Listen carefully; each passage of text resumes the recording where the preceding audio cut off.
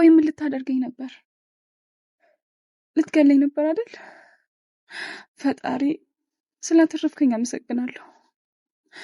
መሲ የሆነ መንገድ ፈልጊ። ስራ መጀመር አለብሽ። እዚህ ከነ ቤተሰብሽ መቆየት አልነበረባችሁ። ምንም የሚስተካከል ነገር የለም ደግሞ።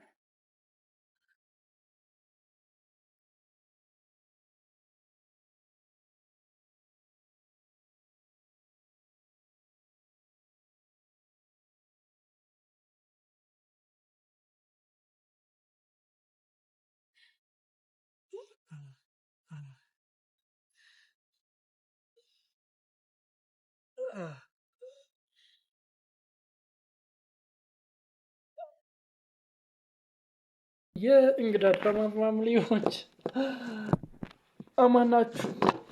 ሁሉ ደህና፣ ሁሉ ፒስ፣ ሁሉ ፋይን ነው ወይ? እኔ ጋር ሁሉ ፒስ፣ ሁሉ አማን ነው። ዛሬ እንግዳ ድራማን እንዴት አያችሁት? እንግዳ እንግዳ እንግዳ እንግዳ ተጫረሱ። ቤሉል መጥቶ ጆከርን በልቶታል። ጆከርን ቅጥቅጥ አድርጎታል። በዛ ላይ አዶኒ ተጨምሯል። በዛ ላይ አዶኒ መጥቶ አንድ ላይ አብረው ጆከርን ሪቻውን ነው ያበሉት። ያው ልክ ቤሉል መጥቶ ሲከመርበት ኤልሹ በር ስር ተደበቀች። ከዛም በኋላ ቤሉል እንግዲህ ደበደበው አይገልጸውም። እውነት ነካ ነው ያደርገለት፣ አስገብቶለታል የሚገባውን ያክል። በዛ ላይ ቤሉል ደብድቦት ሳይጨርሰው ደግሞ አዶኒ መጥቷል። አዶኒም ለሁለት ይዞት በቃ እዛ ብለውታል፣ የሚገባውን ያክል ሰጥተውታል። ዝር ነው ያለችው። ከዛም በኋላ እርስ በርስ ቤሉልና አዶኒም ያው ሊደባደቡ ሊቀጣቀጡ ምንም አልቀራቸውም ነበር። እውነት ለመናገር በቃ ይጨፋጨፉ ነበር። ብቻ ኑኑ ናት ነገሮቹን ያስቆመችው። ሁለታችሁም መረፉ፣ እናንተ ዕቃ አይደለሁም፣ አንተም ባስፈራራኝ በዛ ምንም አልሰማም ስትለው ነበር። በቃ እኔ ማንንም አልሰማም ብላ ስታወራቸው ነበር። ያው ቤሉልም አውቋል አዶኒ አስፈራርቷት እንደሆነ አውቋል። እንግዲህ አሁን እድሉን በደንብ በሰፊው መሞከር ይችላል። ኤልሹ ግን የሁለታችሁም ዕቃ አይደለሁም፣ ስለኔ አይመለከታችሁ ምናምን ስትላቸው ነበር። በሌላ በኩል የኤልሹ እናት መሲን መድኃኒት አስውጣታለች። ላለመዋጥ ብዙ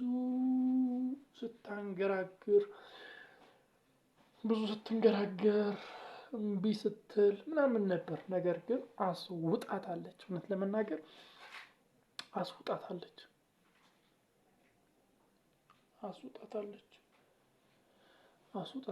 ከዛም በኋላ ያው ከሄደች በኋላ ወደ መታጠቢያ ክፍል ነው የሮጠችው። እውነት ለመናገር እንግዲህ መሲን እንዳያቸዋት መሲ ወደ መታጠቢያ ክፍል ነው የሮጠችው። ከዛን እጇን ወደ አፏን የሰደደችው የዋጠችውን ነገር አስወጣችው። ተመስገን ያለችው ልክ ሲወጣላት ተመስገን ያለችው። ምክንያቱም ምን እንዳስዋጠቻት አይታወቅም። ያው ልደፋት ነው፣ ልትገላት ስለሆነ የታወቀ ነው። ያንን መድኃኒት ማውጣት ስላለባት የግዴታ እጇን ወደ አፏ ልካ አስወጥታዋለች። ብቻ ዛሬ ተንኮለኛዋ ኤልሹ ናት። ኤልሹ ዛሬ የሰራችው ስራ ከባድ ነው። እውነት ቡችላ ነው ያስመሰለቻት። ኑኑን ቡችላ ነው ያስመሰለቻት። እንደዛ ቀብታ በአደባባይ ስታዞራት ጆከር ራሱ ሲያየት ሳቁን መቆጣጠር ነው ያቃተው። እውነት ለመናገር ጆከር ሲያየት ከዛን ለመምከር ሲሞክር ነበር። ስለ ኤልሹ ጥሩነት ስትናገር ስለ እሷ ጥሩነት ለእኔ በመንገር አትዋሽኝ፣ እሷን አውቃታለሁ። ካሁን በኋላ ግን ሜካፕ ስትቀቢ መስታወት ምናምን ሲላት ነበርና ብቻ ሰርታላታለች። ቀጣይ ላይ ይፈጠራል ብላችሁ የምታስቡትን ሀሳብ፣ አስተያየት፣ ግምት በኮሜንት መስጫ ሰጠን ላይ አስቀምጡልኝ። ቻናል አዲስ ከሆናችሁ ሰብስክራይብ ማድረግ ደወል ምልክቱን መጫን እንዳይዘነጋ።